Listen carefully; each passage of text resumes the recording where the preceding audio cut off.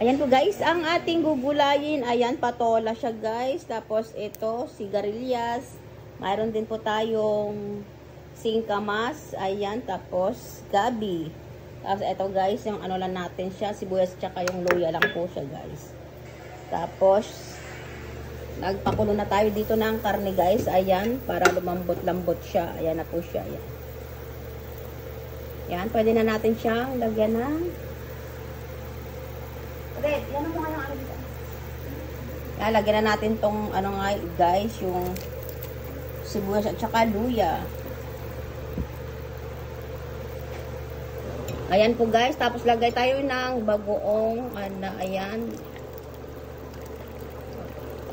Ayan, konti lang guys. Ayan, naglagay na tayo dito guys ng ano, bawang tsaka sibuyas lang guys. Ayan. Tapos, pakuluan po natin yan.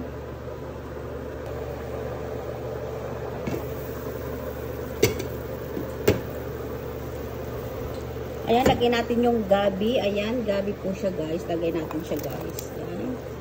Tapos, yan. Palambutin natin yung gabi pa siya guys. Ayan. Guys, malambot na yung gabi na ano, nilagay natin. Lagay na po natin yung ano, singkamas guys, sigarilyas, ayan. Lagay na din po natin yung patola, ayan. Lagay na natin lahat yan guys.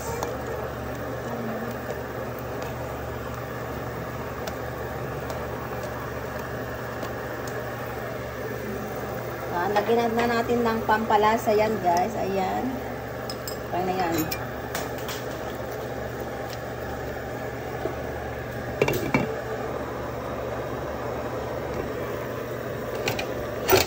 Ayan na po guys. Huli natin lalagay yung sili. Ayan, lalagay tayong sili guys.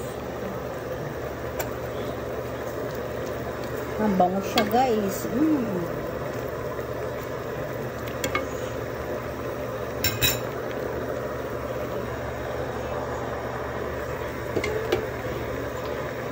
Ayan na po guys. Ready to serve na po ang ating ulam. Ayan, gulay lang po siya guys. Gulay lang po ang ating niluto. Ayan.